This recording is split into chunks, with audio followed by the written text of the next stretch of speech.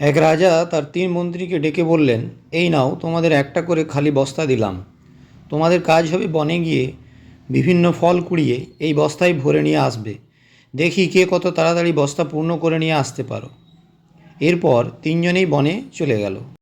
প্রথম মন্ত্রী চিন্তা করল, রাজা বলেছেন তাই ভালো ভালো ফল কুড়িয়ে বস্তা পূর্ণ করতে হবে, এবং সে সেই মতো জঙ্গলের ভালো ভালো ফল কুড়িয়ে বস্তা ভর্তি করে ফিরে আসলো।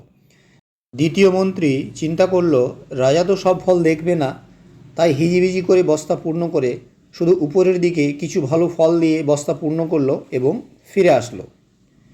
তৃতীয় মন্ত্রী চিন্তা করল, রাজার এত সময় কোথায়, বস্তা খুলে খুলে দেখবে, সে শুধুই দেখবে বস্তা পূর্ণ হয়েছে কিনা। তাই সে জঙ্গলের ঝরা পাতা, ঘাস, কাঠ ইত্যাদি দিয়ে বস্তা পূর্ণ করে ফিরে এলো।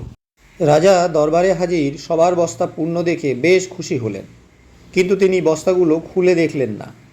তৃতীয় মন্ত্রী নিজের বুদ্ধির কথা চিন্তা করে নিজেকে বেশ বুদ্ধিমান মনে করতে লাগলো। রাজা একটু সময় নিয়ে তার সিংহাসনে বসলেন এবং চিন্তা করলেন।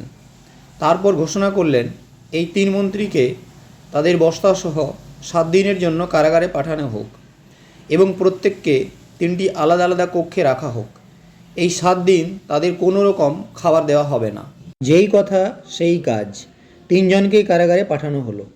প্রথম মন্ত্রী এই 7 দিন তার বস্তায় যা ফল ছিল তা খেয়ে কাটিয়ে দিলেন। দ্বিতীয় মন্ত্রী তার বস্তায় যত ভালো ফল ছিল তা দিয়ে 2 দিন খেতে পারল। বাকি দিনগুলো পচা ফল খেয়ে কাটানোর চেষ্টা করলো, কিন্তু সে অসুস্থ হয়ে পড়ল।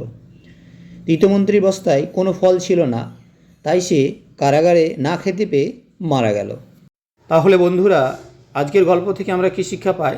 না, যদি আমরা ফাঁকি না দিয়ে সঠিকভাবে শিখে লেখাপড়া করে বড় হয়, তবে এর সুফল আমরা কর্মক্ষেত্রে যখন যাব তখন নিশ্চয়ই পাব। কিন্তু যদি ফাঁকি দিয়ে শিখি, তাহলে জীবনটা ফাঁকেই চলে যাবে। আজকের গল্প কেমন লেগেছে তোমাদের অবশ্যই তোমরা কমেন্টে জানিও। দেখা হচ্ছে পরের গল্পে।